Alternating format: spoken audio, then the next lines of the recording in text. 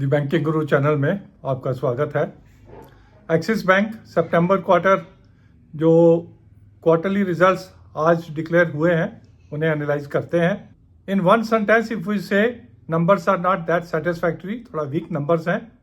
आइए देखते हैं ये वीक नंबर्स हमें क्यों लग रहे हैं, और more important is whether Axis Bank weak numbers indicate कि आने वाले बैंकों के नंबर्स भी वीक होंगे। That is more important for us कि बाकी बैंकों का ट्रेंड भी ये बताते हैं या only there is some problem with the Axis bank.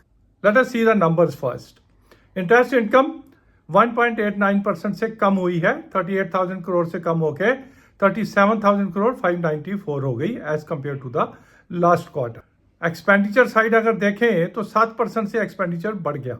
अब ये तो कोई ठीक नहीं है ना, इनकम कम हो गई तकरीबन 2% से, एक्सपेंडिचर बढ़ गया तकरीबन 7%। अब जो इनकम कम हुई उसका कारण है ट्रेजरी इनकम, तकरीबन 1000 करोड़ से ट्रेजरी इनकम इनकी कम हो गई, और जो एक्सपेंडिचर बढ़ा इसमें अदर ऑपरेटिंग एक्सपेंसेस ज्यादा बढ़ गए। तो नेट इन नेट ऑपरेटिंग प्रॉफिट तकरीबन 10% से कम हो गया। 11,515 करोड़ का लास्ट क्वार्टर में था, अभी 10,412 करोड़ हो गया। तो ऑपरेशन लेवल के ऊपर वीक नंबर्स। प्रोविजन तकरीबन 40 करोड़ से इन्होंने कम किया है, वेराज जैसे कि ऑडिट आरबीआई ऑडिट के हिसाब से 1231 करोड़ का इनको स्टैंडर्ड एसेट्स के ऊपर जो क्रॉप लोन का एक प्रोडक्ट इन्होंने बंद कर लिया, उसके ऊपर आरबीआई द्वारा कहे जाने पे 1231 करोड़ का इनको एडिशनल प्रोविजन करना पड़ा। लेकिन उसके बावजूद इन्होंने 40 करोड़ से प्रोविजन कम किया। दैट इंडिकेट्स कि जितना प्रोविजन इनको नॉर्मल करना था वो इन्होंने नहीं किया, और आरबीआई द्वारा कहे गए प्रोविजन को इन्होंने कर दिया।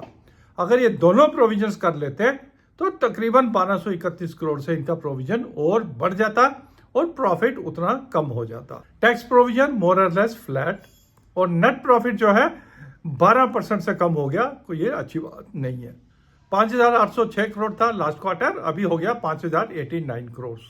अब एसेट क्वालिटी 457 करोड़ से ग्रॉस एनपीए तो कम हुए हैं, लेकिन नेट एनपीए बढ़ गए, 48 करोड़ से बढ़ गए।